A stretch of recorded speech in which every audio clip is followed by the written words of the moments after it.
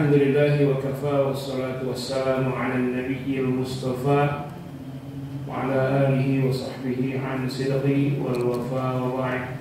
Faqad qala Allah ta'ala fi kitabihil karim, a'udzu billahi minasy syaithanir rajim. Bismillahirrahmanirrahim.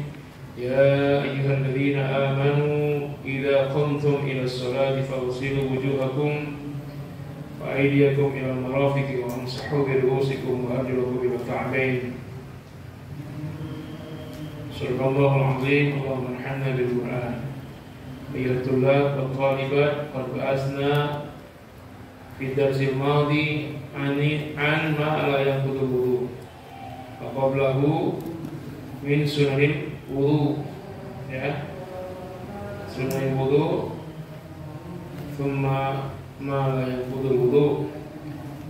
Ma la yanqudul wudu awalan lamsul mar'ati biduni ha'il, wa tsani khurujud dam min ghairi makhraji al-mu'tad, wa tsalits al-qay'u, rabi' aklu lahmil ibil, khamis syaqqul mudghati fil hadisi, al-qahqah fi shalah, tawsilul mait.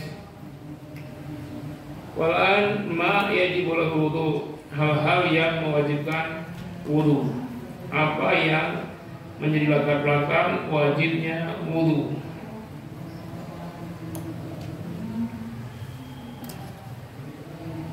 Yajibul wudu wa yajibul wudu lil umuri salasatin li umuri salasatin. Ada tiga perkara yang mewajibkan berwudu. Tafadhalu iqra. Ar-rijal nisa. Tafadhalna man iqra'u, ya. Man salah. Tafadhali. Yajibul wudu'i li umuri salasatin. Yajibul wudu'i. Yajibul wudu'i li umuri salasatin. Al-awwalu as-salatu mutlaqan fardhan aw naflan walau salata janazatin li qaulillahi ta'ala ya ayyuhalladzina amanu idza qumtum ila sholati faghsilu wujuhakum wa aydiyakum ila al-marafiqi wamsahu bi ru'usikum wa arjulakum ila al-ka'bayn. Ay idza aradtum qiyama ila sholati wa antum muhaddisuna faghsilu. Wa antum muhaddisuna. Muhaddasun. Kalau muhaddis ahli hadis. Kalau muhaddasun berhadas. Muhaddasuna faghsilu. Wa qawlir Rasulillah sallallahu alaihi wasallam. La yaqbalullahu salatan bighairi tuhurin wala sadaqatan min ghururin. Rawahul jamaah illal Bukhari. Al-awwal ma yajibu lahu wudu, yang menyebabkan harus berwudu. Wajib hukumnya yang pertama as-salatu mutlaqan. Ma la yatimul wajib illa bihi fahuwa wajib. Hal-hal yang menyebabkan sesuatu yang wajib tidak sempurna kecuali dengannya, maka hal tersebut menjadi wajib. Salat wajib tapi tidak sah kalau tidak berwudu, maka wudu sebelum salat wajib. Jadi tidak sah salat kalau tidak diawali wudu. Dan ini juga bagian dari ibadah mahdhah, sholat ibadah mahdhah, wudu ibadah mahdhah, ya. Nah, sampai kita ada yang sholat tidak berwudu, sedangkan berwudu tidak lengkap saja, tidak sah wudunya, tidak sah wudu menyebabkan tidak sah sholat.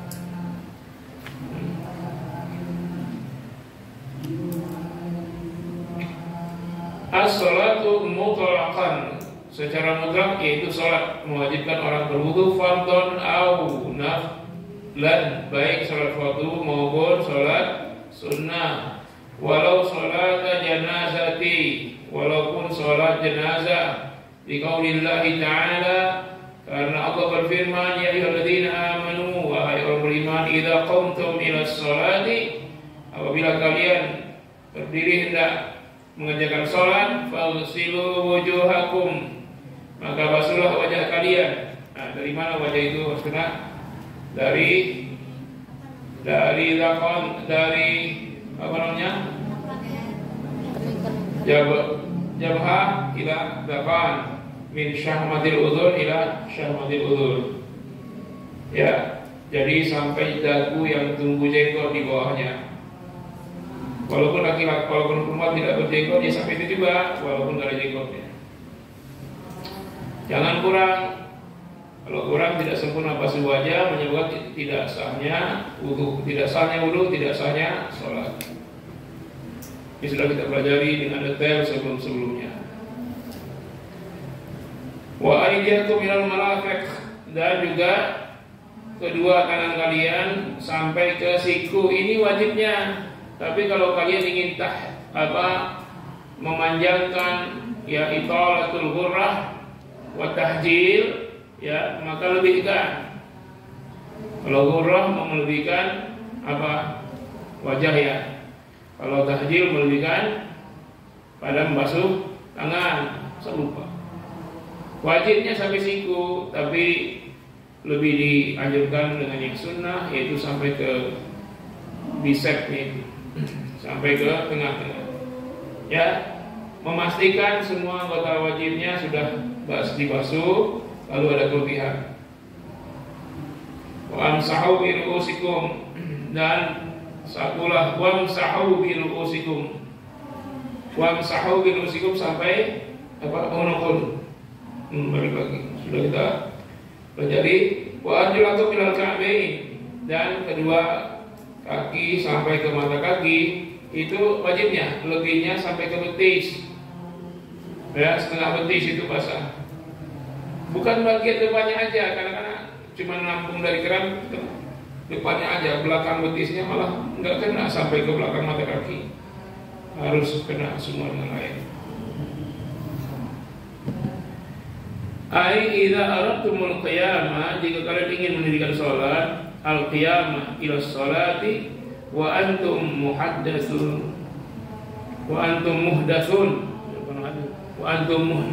kalian berhadas, fausilu, maka mandilah, bersihkanlah. Kalau hadas besar mandi wajiblah, kalau hadas kecil berwudulah. Wa qaulur rasul sallallahu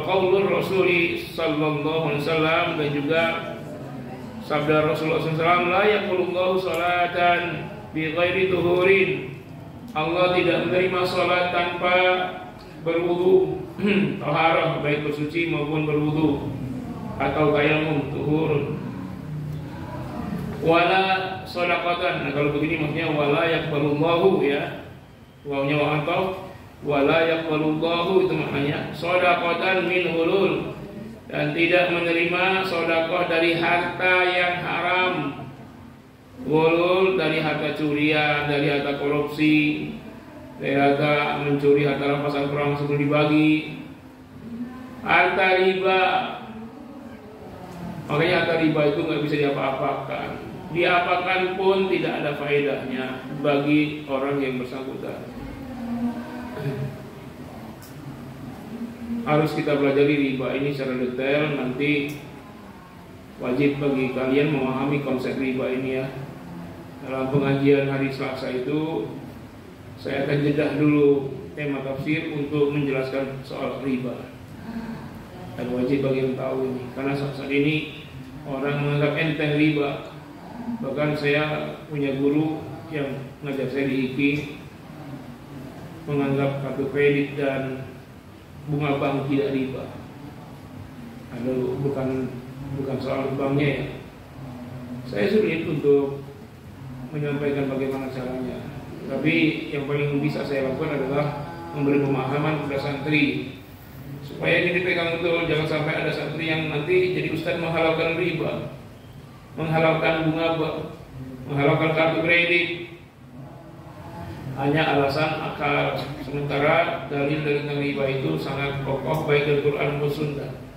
Kalau Quran sangat panjang dari ayat 275 sampai 280 surat Al-Baqarah, ya, itu dengan segala konsekuensinya, dikatakan kesurupan, kemasukan syaitan, lalu perang dengan Allah dan Rasul.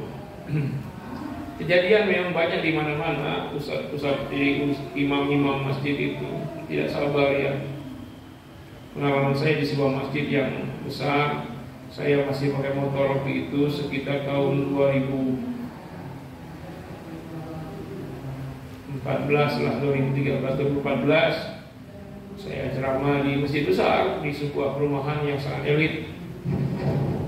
Saya basah karena saya pakai motor. Sudah pakai jas hujan itu masih basah.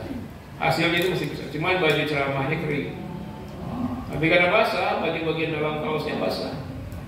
Sehingga baju ceramahnya pun, baju khutbahnya jadi basah juga. Pas sudah sholat, diimami oleh imam. Apa kata imamnya? Imamnya hafiz 30 juz, juara dunia hafiz 30 juz.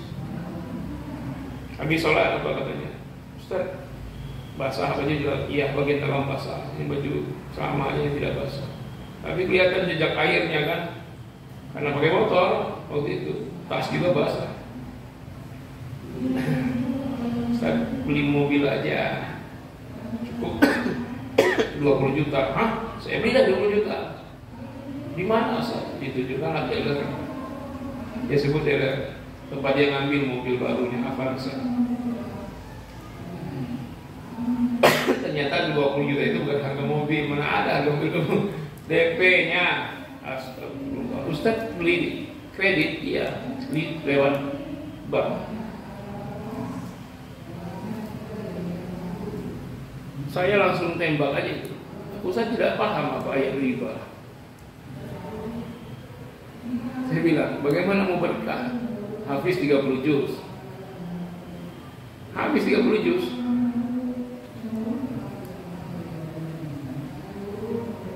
Lalu ngimamin pakai mobil. Cuma ngimamin aja tuh.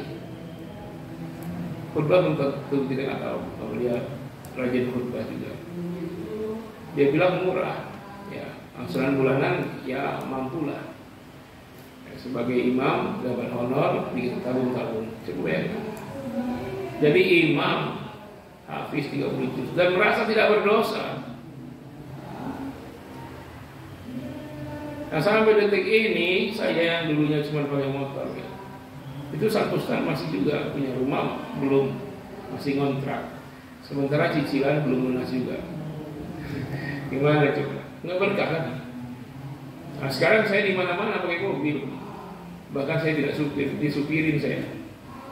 Saya bisa tidur di mobil sebelum khutbah, sebelum ceramah.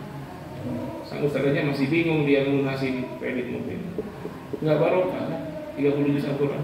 Dia sebagai penghafal Quran, sebenarnya Quran menyatakan jika riba musuh perang kepada Allah dan Rasul. Lalu orang yang dinyatakan oleh Allah yang menyatakan sebagai perang dengan Allah itu menjadi imam dalam menyembah Allah. Gimana? Nggak masuk akal. Karena orang sekarang menganggap biasa, riba itu biasa. Idza zahara zina war riba fi qaryatin faqad ahallallah 'alaihi 'adzaballah. Kalau di sebuah negeri sudah terang-terangan riba, zina, maka mereka telah menghalalkan aneka macam azab Allah. Bagaimana yang tidak imam? Bagaimana tidak 30 juz kalau imamnya begitu? Dia keluarkan sedekah saja Allah tidak terima. La yaqbalullah, la yaqbalu salatan bi ghairi tuhurin wala salatan bi ghairi min ghulurin, ya. Dan tidak menerima sedekah dari harta yang ghul. Ghul itu riba, ghul riba. Nah, saya rasakan antum semua santri-santri kalau nanti jadi ustaz, begitulah istiqomah dalam sabar ya. Kalau tidak sanggup jangan beli kredit riba. Masih banyak lah, kalau kendaraan supir banyak, bisa Grab, bisa online. Kalau rumah masih bisa ngontrak, sabarlah. Nggak bisa beli cash ya kontrak, sambil terus nabung, cari berkah, sambil bersungguh-sungguh pegang ekonomi, jangan mengharapkan satu saja. Ya, sumber rezeki Allah itu sangat luas, jangan disempitkan dengan satu sumber saja. Saya cukup ngajar aja, dari situlah hasilnya. Ya, kita ada kemampuan apa? Yang penting mau kerja, mau susah, hidup ini berjuang, mujahadah. Harus sabar untuk menikmati hasilnya itu.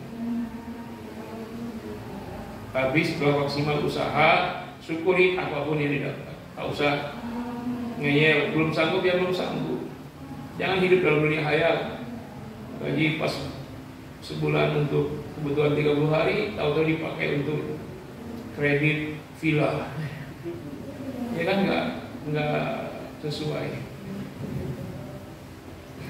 Ya, ini kalian hafalkan ya.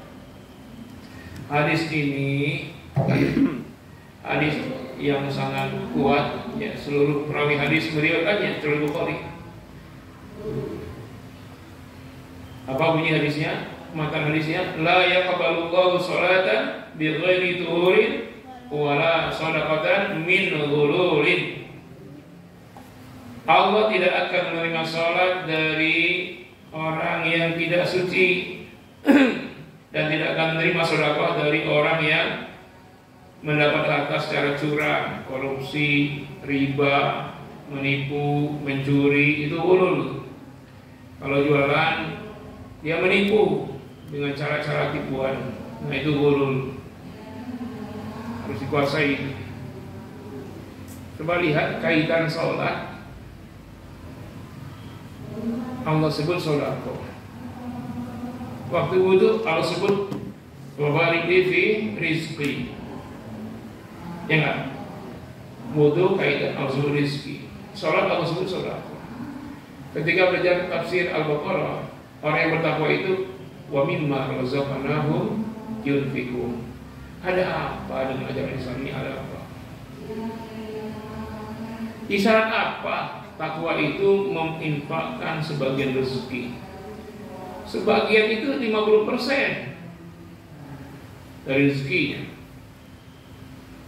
Ini isyarat bahwa umat Islam ini harus kaya, harus berjuang, berusaha.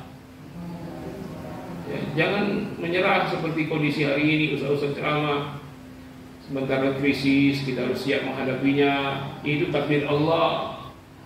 Ya, Allah yang jamin rezeki. Di tengah-tengah orang Islam banyak yang bangkrut, dia bicara seperti itu. Jadi orang jadi malas. Padahal umat Islam ini mestinya orang paling kaya. Saya sering sebut-sebut, para pebisnis muslim ini tidak disupport oleh umat Islam. Ada misalnya usahaan tambal ban, ini milik non muslim, ini milik muslim. Dia tambal ke non muslim, dianggap hal kecil. Ada online muslim, ada non muslim, dia agak kecil, dia ke non muslim. Sekedar minuman saja dianggap kecil, kan berapa lah harga minuman bening gitu, air segar itu 1.000. Dia beli ke non muslim, kecil mas. Iya kecil satu gelas. Kalau dia 1 dus sudah besar. Kalau 100 dus gimana? Nah, kebutuhan satu kali Ramadan saja 30 hari itu bisa 500 dus. Bahkan 1.000 dus untuk masjid besar. Berapa keuntungan yang diberikan kepada non muslim, baik itu toko non muslim maupun produk non muslim. Coba itu dialirkan ke kaum muslimin, maka umat Islam tidak akan krisis. Kita berbagi rezeki dari Allah kepada umat Islam, hidupkan ekonomi. Jangan begini terus, giliran mau krisis kita harus bersabar. Allah jamin semua rezeki, nggak usah pusing dengan hari esok. Ya kalau besok ternyata memang kelaparan gimana? Apa nggak pusing orang kelaparan? Bagaimana mau ibadah kalau kelaparan? Coba, tenaga nggak ada. Bagaimana menuntut ilmu kalau lemes tak makan enak, gizi nggak ada, sejak sebentar ngantuk, mau belajar ngantuk, ya mau ini ibadah ngantuk, capek. Padahal tidak ada tenaga, udah capek. Aneh kan?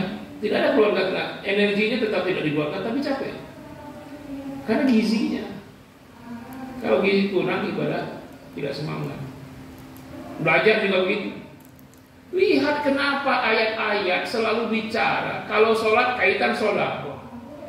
Bahkan 83 kali dengan redaksi agak berbeda-beda, fi'il madhi, mudhari, amar. Allah ulang-ulang itu. Aqimus shalah wa atuz zakat. Karena kaitan antara sholat dan zakat itu erat. Orang yang sholat dia menyambung hubungan langsung kepada Allah SWT. Orang yang zakat itu hablum minan nas, dia diperintahkan memberi kepada orang lain karena itu wajib. Artinya dia sudah mampu memiliki penghasilan lebih, ya kan? Kaya nggak? Nah kalau dia tidak zakat, kenapa? Karena dia tidak mampu. Berarti dia melanggar ayat ini. Ayat ini perintah. Wa atuz zakat, jadilah kalian orang kaya, maksud itu. Wa atimul hajja wal umrah. Sempurnakan, perintah lagi fil amr, al aslu fil amri lil wujub. Sempurnakan haji umrah. Coba berapa umrah sekarang 30 juta? Haji udah hampir 50. Disuruh apa oleh Al-Quran? Suruh kaya. Kaitan dengan wudu, wa barik li fi rizki, kaitan dengan salat, dengan takwa. Bahkan ayat takwa yang lain di surah Al-Baqarah 133 itu, u'iddat lil muttaqin, surga untuk orang yang bertakwa. Apa ciri khas pertamanya? Ayat 134 Al-Imran. Alladzina yunfikuna fis sarra'i wad dharra. Yunfikun fi apa? Yaitu orang bertakwa, orang-orang kaya yang selalu berinfak. Kaitan lagi coba sebelum ayat riba. Surah Al-Baqarah 174 ya. Orang yang kaitan dengan iman dan takwa juga. Alladzina yunfikuna amwalahum. Amwal itu tunggal atau jamak? Nah, yaitu orang-orang yang yunfikun fil apa?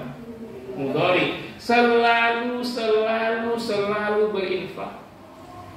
Amwal dengan apa? Dengan harta banyak kan? Alladzina yunfikuna amwalahum bil laili wan nahar. Bukan cuma sekali sehari, bukan diinfaknya setahun sekali itu zakat. Bukan sebulan sekali, bukan seminggu sekali, tapi bukan sehari sekali, tapi siang, malam siang. Minimal sehari 2 kali sedekah, minimal. Jadi Al-Quran menetapkan kekayaan orang Islam itu minimal dia mampu sedekah dalam satu hari semalam 2 kali, malam dan siang. Tapi konsep Al-Quran begitu. Sekarang faktanya gimana orang Islam? Jangankan sehari 2 kali, sekali sehari aja enggak, seminggu sekali aja enggak. Gimana coba? Sedangkan Al-Quran menyebut infaknya itu banyak dengan ungkapan jamak bukan tunggal. Malun jadi amwal. Dan ungkapan itu pun bukan setiap hari tapi siang dan malam, bil laili wan nahar. Terus sirra wa alaniyah, baik sembunyi-sembunyi maupun terang-terangan.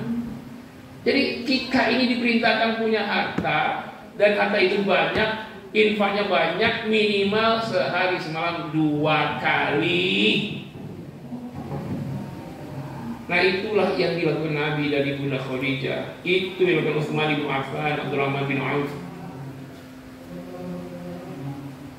Coba kita lihat hari ini, kita survei di kampung kita ada berapa kakak muslimnya. Dalam satu hari ini dia sudah infak belum?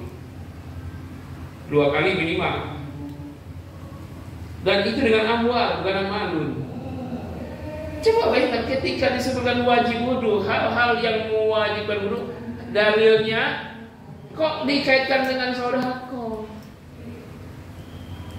La yaqbalullahu shadaqatan, la yaqbalullahu sholatan. Berarti yang berikutnya la yaqbalullahu shadaqatan. Ya kan? Angkatnya kan begitu. Kalau diungkapkan semua dengan lengkap, la yaqbalullahu sholatan bi ghairi tuhurin wa la yaqbalullahu shadaqatan min tuhulin. Begitu. Dan dengan harta yang banyak, infak itu harta yang halalan thayyiban. Kaitannya dengan tuhur, berwudu mensucikan badan, sedekah dengan harta yang suci mensucikan harta. Harus diputar otak terus kaum muslimin. Ini mau krisis gimana caranya?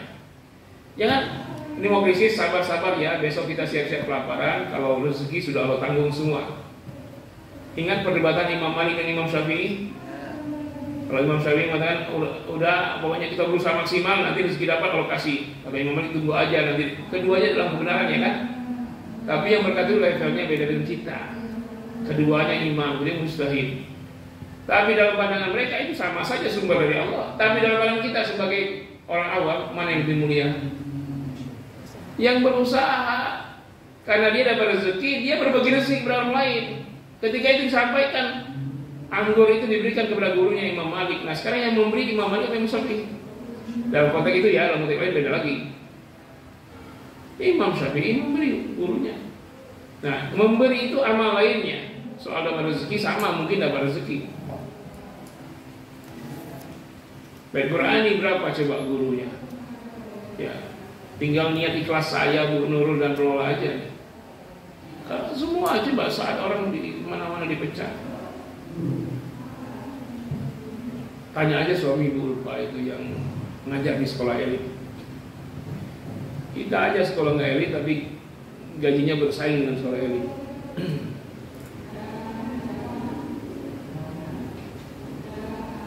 Ingat ya, jadi perintah Al-Quran khusus zinatakum inda kulli masalah. Ya Bani Adam, wahai Adam, disuruh apa kita? Pakailah pakaian indah kalau mau ke masjid. Disuruh masjid berapa kali minimal laki-laki? 5 kali.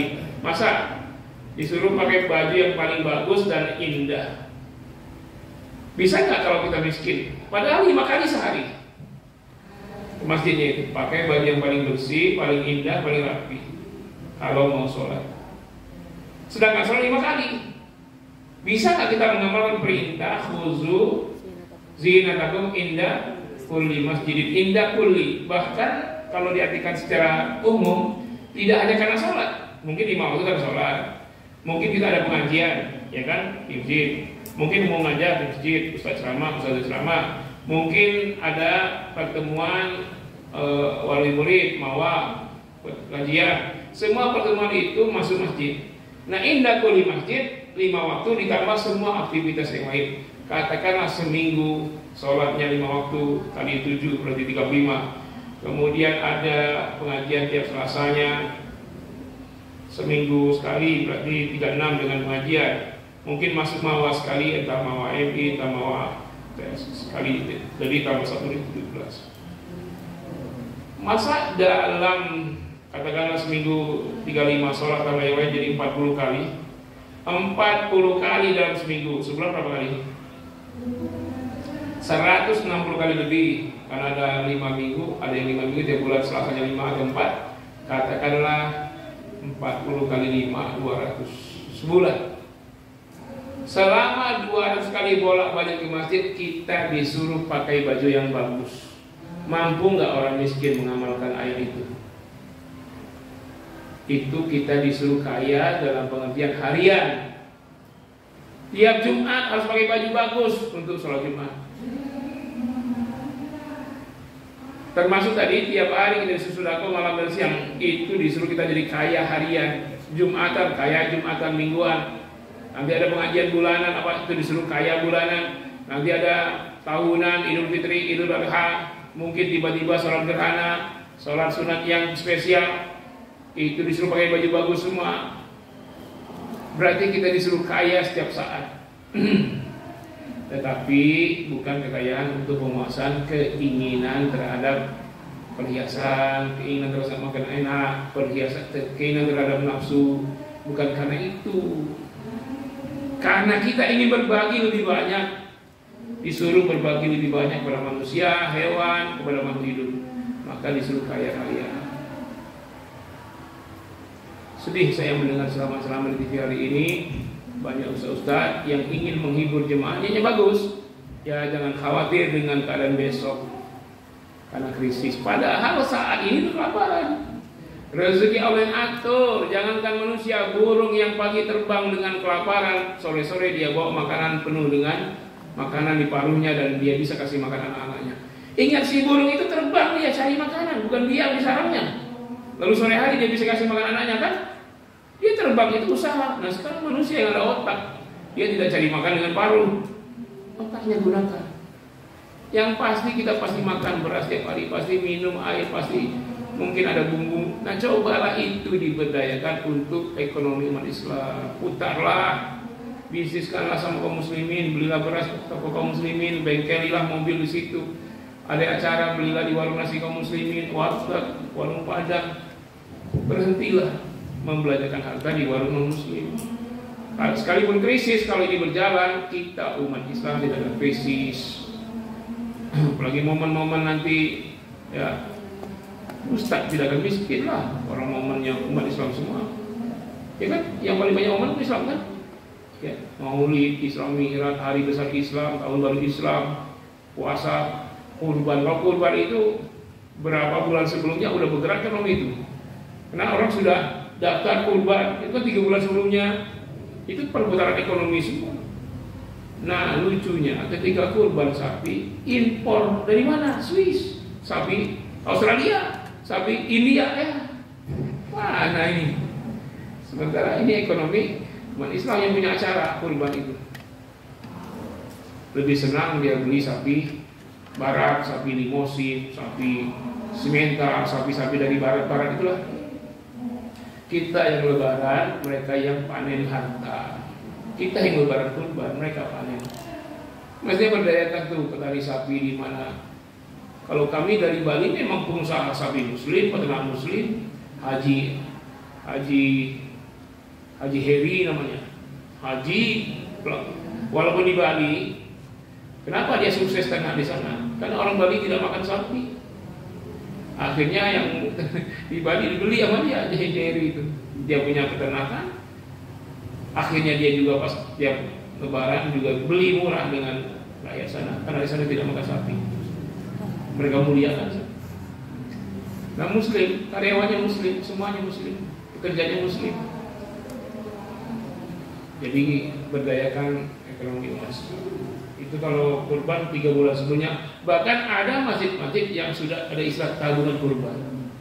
Lalu oleh masjid dikemanakan? Kalau udah bayar misalnya 300.000 per bulan selama setahun, dikemanakan tuh? Masuk bank konvensional. Aneh ya kan? Kenapa tidak bank syariah? Kenapa tidak masjid itu mengadakan sistem perbankan sendiri?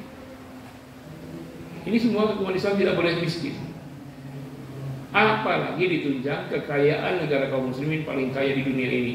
Ada semua, ada minyak, ada emas, ada gas, batu bara, kekayaan di laut, kekayaan di darat, pertanian, perkebunan, persawahan. Negeri lain tuh ada emasnya nggak ada sawah, nggak ada perkebunan. Ada perkebunan nggak ada emasnya. Kalau kita ada semua itu, punya bumbunya lengkap. Cuma diserahkan ke asing. Harus pinter ya, kalian calon-calon yang akan memimpin umat pada masa kalian. Dari sekarang saya sampaikan hal seperti itu supaya jadi pertimbangan kalian nanti. Ma'idibulahul wudu awalan as-salatu mutlaq. Wasani at-tawafu bil bait. Betul. At-tawafu bil baitillah al-maqsud baitillahil haram. Makkah al-Mukarramah. Al-thani at-tawafu bil bait. Lamma rawahu Ibnu Abbas radhiyallahu anhuma anna an-nabiy sallallahu alaihi wasallam qala at-tawafu salatun illa anna Allah ta'ala ahalla At-tawafu salatun illa anna Allah ta'ala ahalla fihi al-kalam faman takallama fala yatakallam illa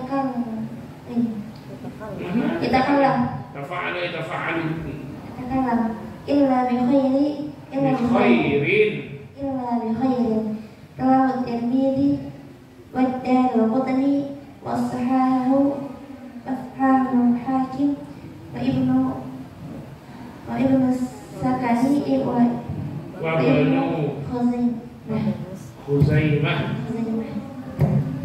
Yang kedua, tawaf di Baitullah. Lamma rawahu Ibnu Abbas radhiyallahu anhuma anna an-nabiy sallallahu alaihi wasallam qala At-tawafu sholatun. Tawaf itu adalah sholat. Nah ini sholat yang tidak pakai rukun sujud nih, tawaf. Ya, tawaf itu sholat. Makanya kalau umroh berapa hari? 9 hari. Mana ada umroh 9 hari?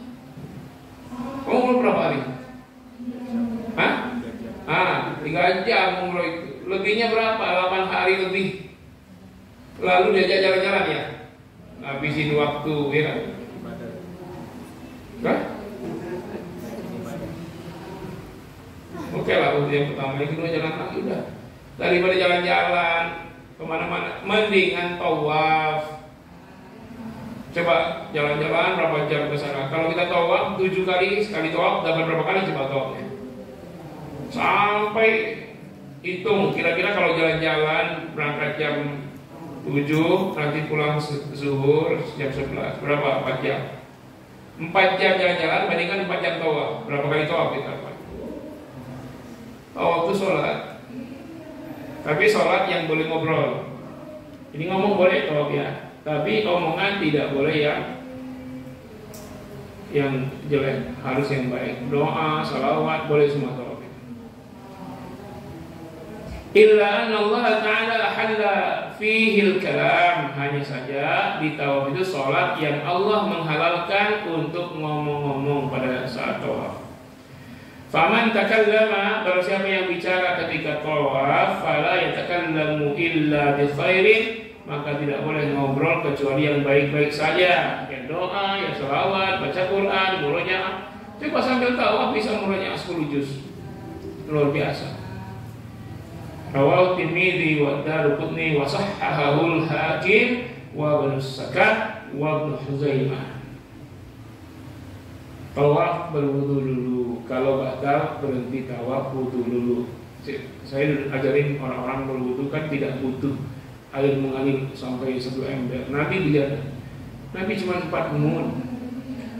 4 mud itu segelas air mineral itu, atau setengah gelasnya saja mungkin cukup. Hanya saya pakai sorban. Ini udah gak pakai sorban, gak pakai peci pula. Ada yang gitu. Sorban taruh di bawah. Lagi siang tuh, jam zuhur asar tuh panas luar biasa. Kita batal, gak usah ke tempat wudu, jauh banget. Keringatan nanti turunnya bawah jauh. Orang ngantri lama, yang ketuanya lama. Kalau enggak pun karena bawa yang kecil, karena baru besar, wudu taruh aja sorban di bawah. Alihkan air dikit-dikit, nah basuh muka, basuh tangan, kaki, nggak usah mengalir. Nanti basahnya di sorban kita, bukan di lantai Masjidil Haram. Perhitungkan ya sampai basah lantainya, bahaya orang licin jatuh. Jadi nanti kita pakai sorban ya, lembab, enak itu. Pas panas terik itu kita pakai sorban kita. Jadi matahari tidak terlalu panas menyengat karena sorban kita basah dengan air zam-zam. Bisa aja air zam-zam kan? Bawa aja taporan kecil, isi air zam-zam. Nanti kita bisa minum, kita bisa wudu. Kalau lagi batal di depan kan. Nah tawaf, wudu dulu. Gak boleh orang yang tidak berwudu. Ya, yang kedua ya. Jadi yang pertama kapan kita diharuskan ini wajib hukumnya sebelum sholat. Yang kedua tawaf. Ketiga asalis. Siapa? Masul mushafi, menyentuh mushaf, memegang mushaf Al-Quranul Karim maksudnya. Silakan. Asalis masul mushafi. 5 rawu Abu Bakrin ibnu Muhammad ibn Amrin ibn Baca lama apa 5 ya betul? 5 ya? 5 karena hadis 5 itu kemajuannya hadis.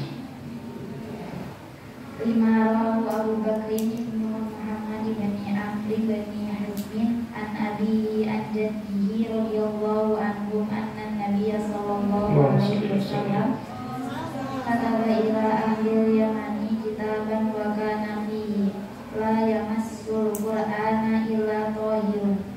Rawahu Nasa'i wa Daruqutni wal Baihaqi wal Athram. Qala Ibnu Abdir Bali fi hadzal hadis innahu asbahu bitawaturi litalaqi Asbaha bitawaturi. innahu asbaha bitawaturi tawaturi Tafa'ul tawatur bitawaturi. litalaqi annasi lahul Linya li apa itu? Itu kan li'an ya. Li talaqqiyan nas. An talaqqiya. litalaqian nasi lahul qubul Bil qabul. Qa bukan kul. Kalau kul lain nanti artinya. Kul lain. Kalau qa qabul. Kalau kul lain. Itu yang menyebabkan batal wudu. Wan Abdillah bin Umar radhiyallahu anhu qala Rasulullah sallallahu alaihi wasallam la yamassul Qur'ana illa tahirun zakarul Haythami fi majma'iz zawaidi wa qala rijaluhum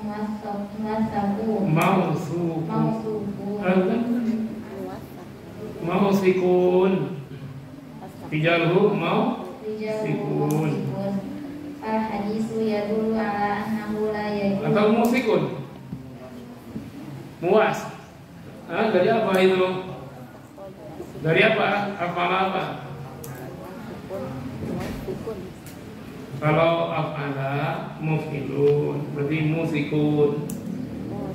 Ya, rijaluhum musikun al hadisu yadullu ala annahu la yajuzu masul masal illa liman kana tahiran walakin at-tahiru.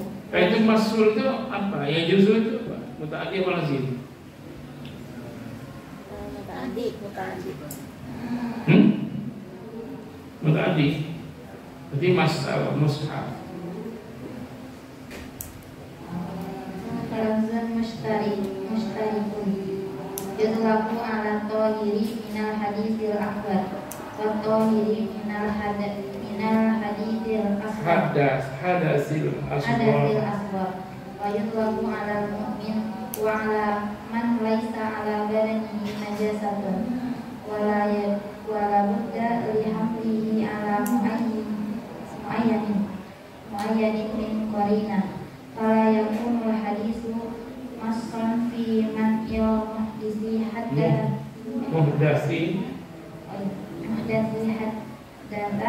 hadasan asghar min masal mushaf wa amma qawluhu wa subhanahu la yamassuhu illa mutahharun fazahiru ruju'at dhamiri ila kitabil maknun wa huwa lawhul mahfuz li'annahu al-aqrabu wal mutahharun al-malaika fa huwa qawlihi ta'ala fi suhufil mukarramah marfu'atin mutahharah bi aydi safarah kiramin bararah. Wa dhahaba Ibnu Abbasin wa Sa'bihi was-sahabu wa Zaid bin Ali wal mu'ayyadu billahi wa dawnu min wa Hamadu bin Abi Sulaiman ila annahu yajuzu lil muhdisi hadatan asghara masul mushabi wa amal qira'atu lahu biduni masin wa amal qira'atu lahu biduni masin fa hiya jaizatun ittifaqan. As-sadis yang ketiga masul mushaf, memegang mushaf. Lima rawahu Abu Bakr bin Muhammad bin Amr bin Hazm an abihi an jaddihi an jaddihi radhiyallahu anhum anna Nabiyya sallallahu kata ila ahli Makkah ila ahli Yamani kitaban. Beliau sallallahu telah menulis surat kepada penduduk Yaman. Wa kana bihi, di antara isi suratnya la yamassu La yamussu ya. La yamussul Qur'ana illa zahirun. Tidak boleh menyentuh Quran kecuali orang yang suci. Di dalamnya. Rawahu Nasai wa Daruqutni wal Baihaqi wal Athram. Ini dalil yang melarang orang yang berhadas untuk menyentuh Quran, memegang Quran.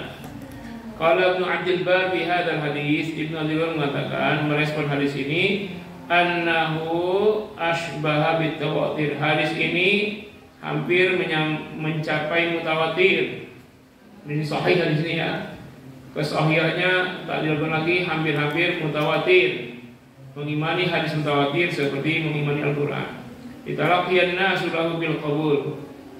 Ya, karena manusia telah menerima hadis ini dengan penerimaan yang sepakat. Maksudnya itu tidak ada yang menentang hadis ini.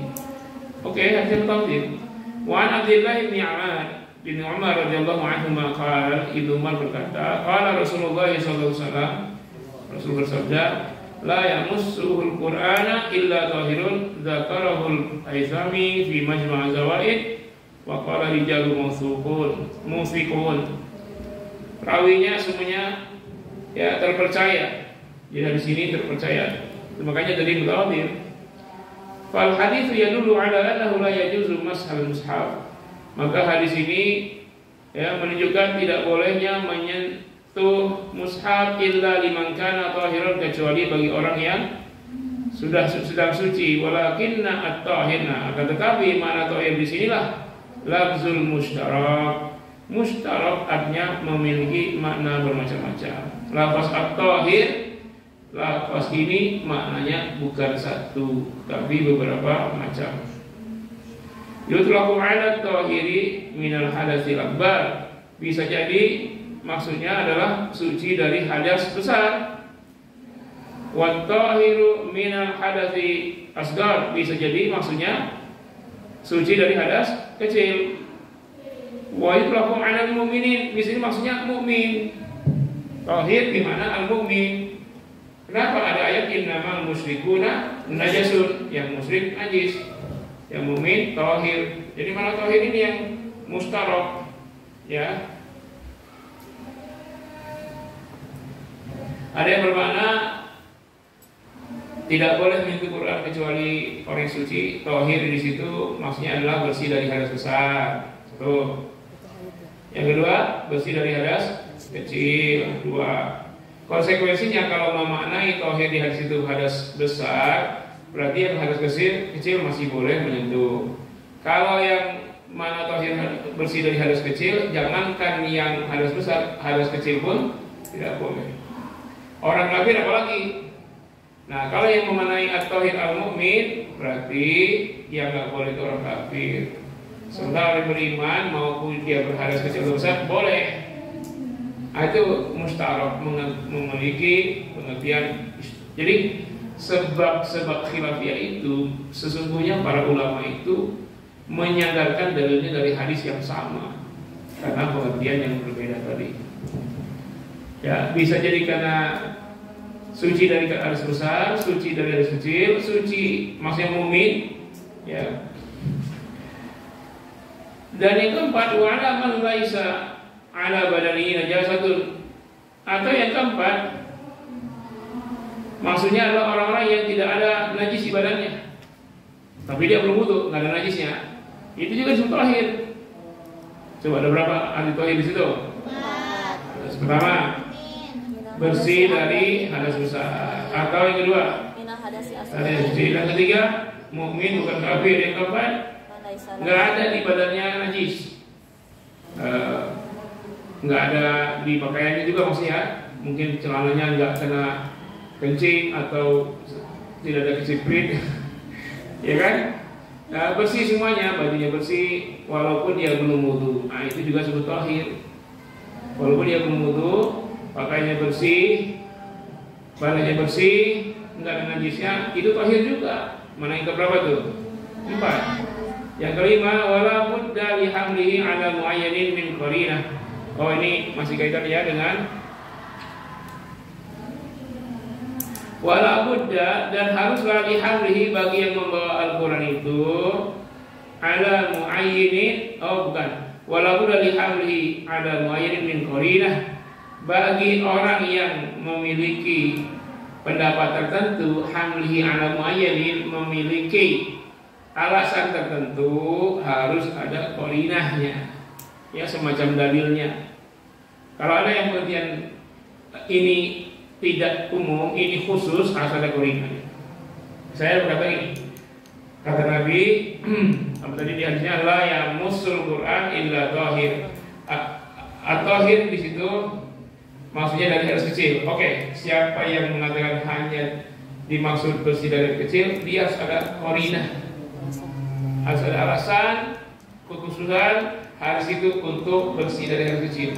Yang mengatakan khusus hadas besar juga harus ada qarinah. Nah, karena semua tidak ada qarinah, maka ini umum maknanya. Karena itu maknanya musytarak, bermacam-macam, lalu terjadi istiqafiyah. Oke, ini berakibat juga kepada wanita haid nanti ini. Mana itu? Qarinah itu mana? Fala yakunul haditsu nassan fi man'il muhdatsi hadatsan asghar min masil mushaf. Maka hadis tersebut, ya, maka secara nas hadis tersebut la yakunu, tidak khusus fi man'il muhdas, melarang orang yang berhadas, hadasan asghar, hadas kecil, min masil mushaf, dari menyentuh mushaf. Hadas kecil itu tahu yang menyebabkan hadas wudu, ya, hadas kecil, ya. Kalau hadas besar yang menyebabkan harus mandi. Kalau jadi tidak mungkin hadis ini mengandung makna tauhid dari hadas kecil. Wa amma qauluhu subhanahu, sedangkan firman Allah subhanahu wa ta'ala, la yamassuhu illa al-mutahharun, tidak boleh menyentuh Al-Quran kecuali al-mutahharun, para mereka yang telah disucikan. Fa zahiru ruju' dhamir, maka zahirnya kembalinya dhamir hu itu ilal kitabil maknun, kepada kitab Al-Quran yang masih tersembunyi di Lauhul Mahfuz, bukan Quran yang tercetak. Ayat itu turun, Quran tercetak belum ada, yang ada Quran dihafal. Nah, kalimat ayat, ya, la yamassuhu illal mutahharun, ayat itu surah Al-Waqiah, itu zahirnya domirhu, kitab itu maksudnya Al-Quran yang masih di langit dunia, bukan yang sudah bentuk Quran tercetak begini. Karena saat ayat ini turun belum ada Quran tercetak ini.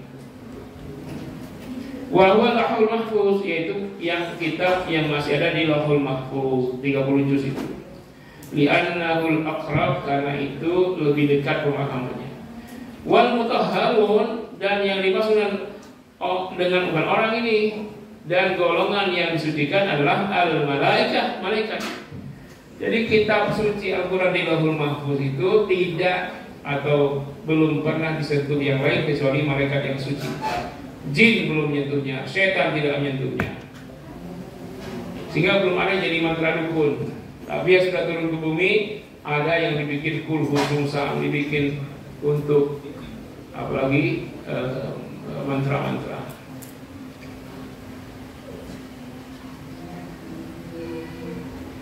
Bahwa qaulih ta'ala, seperti firman Allah, fi suhufin mukarramah marfu'atin mutahharah bi aidi safarah kiramin bararah, yaitu dalam lembaran yang disucikan, ditinggikan, disucikan, marfu'ah, disucikan, ditinggikan, mutahharah, selalu disucikan, berarti tidak tersentuh oleh jin, setan dan lain-lain. Bi aidi safarah, lewat duta-duta Allah, yaitu safarah itu malaikat Jibril yang menyampaikan. Kiramin bararah, mereka itu yang sangat mulia dan sangat bararah, sangat dalam ketaatannya kepada Allah. Wa dhahaba Ibnu Abbas wa Sya'bi wa Dhahhak wa Zaid bin Ali wal Muayyid billah wa Daud wa Ibnu Huzam wa Ibnu Hazam wa Hamad bin Abi Sulaiman ila annahu bahwasanya yajuzu lil muhdath hadatsan asghar, boleh bagi yang berhadas kecil masal mushaf, menyentuh mushaf. Amal qira'atu lahu, sedangkan membaca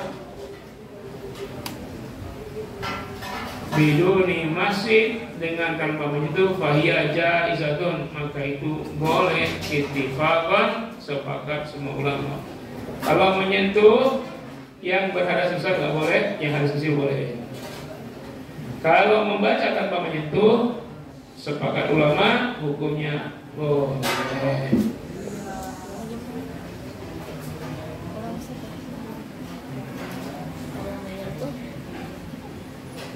Udah. Tadi satu kalau menyentuh. Coba yang baru datang jangan ada suara. Baik, itu untuk kajian kita sore ini. Yang berapa ini? 15.23. Satu aja kalian nanya. Ya.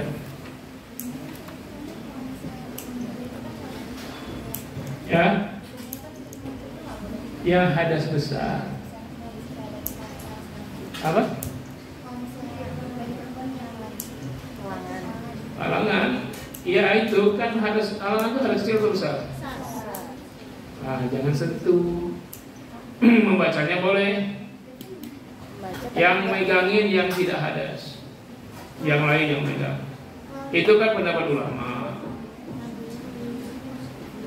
Kalau pendapat dulu Profesor Dr. Mustafa Yaakob, bagi yang menghafal Quran dan menjaga hafalannya, mendawamkan hafalannya, ya dia diperbolehkan itu. Ya, cuman bagi yang tidak rutin menjaga hafalannya tidak boleh. Makanya amal yang dawam, amal yang subut, subut itu enggak tinggal-tinggal, menyebabkan dia boleh dikerjakan di luar kondisi normal. Misalnya orang yang selalu sholat tahajud, nggak pernah tinggalkan. Tahu-tahu satu waktu dia terbangun lewat subuh, maka dia boleh mengqadha sholat tahajudnya setelah subuh, karena dia dawam. Nah, kondisi itu terjadi pula bagi orang yang selalu menjaga hafalannya, ya dia mau dibolehkan untuk menyentuhnya ketika menjaga hafalan. Tapi bagi yang tidak menghafal, jarang-jarang menghafal, tiba-tiba pas haid mau, itu tidak boleh. Jadi ada amal yang rutin menyebabkan hal-hal di luar normalnya menjadi boleh. Ya, termasuk waktu itu ada pertanyaan ibu-ibu apa ya yang saya bilang sesuatu. Oh iya, sholat gerhana bulan gitu ya. Sholat gerhana bulan itu karena kejadiannya langka.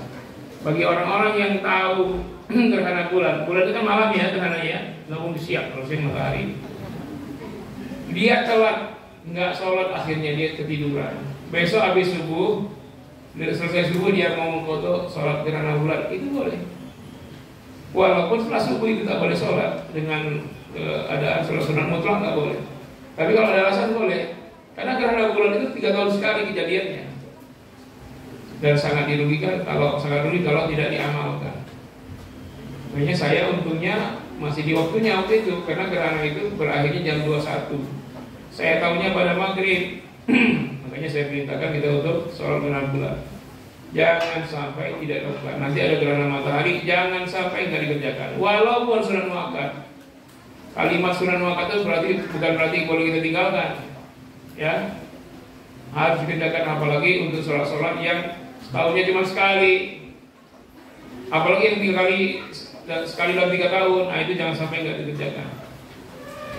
Tapi kemarin anehnya kita mendapat informasi banyak daerah-daerah yang bikin wisata gerhana bulan. Jadi dia bikin wisata supaya orang datang untuk melihat gerhana bulan di pinggir-pinggir pantai dengan melihat pakai alat, pakai teropong, nanti orang bayar sekian sambil makan-makan pesta di situ. Ini di luar syariat. Memang tidak syirik, tidak dosa. Tapi meninggalkan sholat gerhana ini masalah.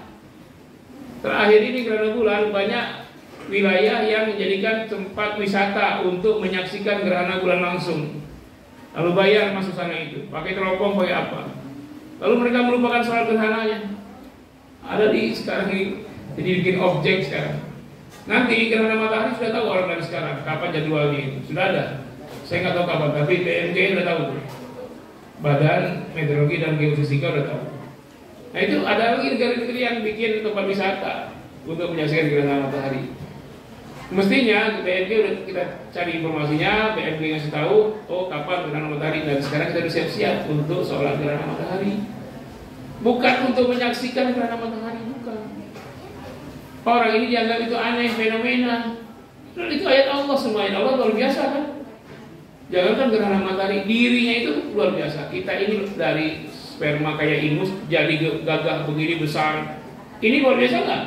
Ketimbang bulan lewat ketutupan bumi. Itu memang luar biasa, tapi kan kejadian kalau jadi sebesar ini dari asal muasal kayak ingus itu kan luar biasa.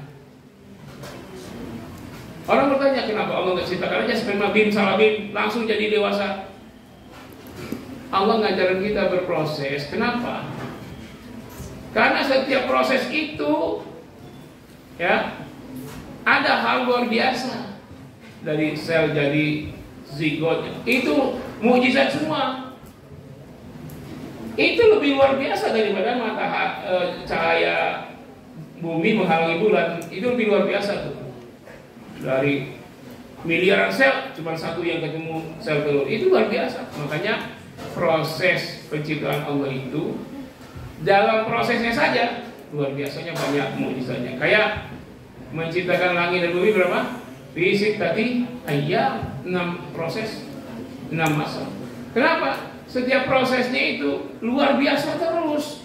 Maka di situ manusia bersyukur, takjub kepada Allah, ma khalaqta hadza batila. Ah, ini ya. Nanti kalau bertanya kan Allah Maha Kuasa. Kenapa? Selesaikan saya dulu. Biasakan begitu. Ya.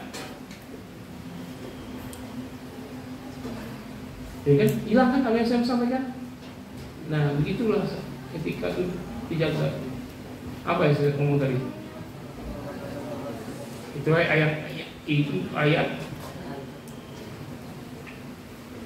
Ada itu jadi mungkin mudah-mudahan bisa dipahami. Oh iya, kalau ditanya orang kenapa Allah ciptakan langit bumi 6 masa, kenapa? Kan Allah bisa aja langsung kun fayakun jadi. Kenapa pakai proses? Karena luar biasa itu bukan hanya hasil ciptaan. Setiap prosesnya itu mukjizat luar biasa, mukjizat. Ambil contoh aja proses dari sperma menuju sel telur itu luar biasa, melewati samudra luas. Mati semua karena asam di rahim itu kecuali satu yang hidup. Jadi kalian ini menjadi manusia ini setelah mengalahkan persaingan miliaran sel-sel yang lain. Dan kenapa yang ketemu cuma satu sel telur? Membelahnya kadang cuma sel telur jadi 2, jadi 3, jadi yang kembar. Kalau enggak, coba kalau yang ketemu dengan sel telur itu 1 miliar, mana ada orang kembar 1 miliar? Sebesar apa perutnya? Nah, setiap proses itu luar biasa. Maka Allah sangat mampu untuk menciptakan sesuatu jadi langsung jadi kun fayakun. Tapi Allah ingin manusia mengambil pelajaran. Bukan hanya penciptaan itu luar biasa, prosesnya pun sangat luar biasa. Sebuah biji durian bisa jadi segede itu dan buahnya bertonton, itu proses luar biasa. Hanya biji yang tak ada guna dibuang orang, tahu-tahu jadi pohon yang besar dengan buahnya beratus kilo setelah dia panen. Itu semua prosesnya dari biji, tumbuh tunas, mungkin bergerak, kemudian berkembang, terus terjaga sampai pohon yang kokoh, sampai berbuah, sampai hasilnya, sampai nanti mati itu buah durian. Prosesnya itu penuh dengan kemukjizatan. Nah karena itu hanya Allah yang pantas disembah atas semuanya. Jangan yang disembah ciptaannya itu. Orang selalu dengan gerhana bulan menyembah bulan, orang gerhana matahari menyembah matahari. Bukan itu, tapi sang pencipta bulan dan matahari itulah yang paling pantas disembah satu-satunya. Demikian mudah-mudahan insyaallah kita akan sambung pada hari Rabu. Terima kasih, mohon maaf. Wassalamualaikum warahmatullahi wabarakatuh.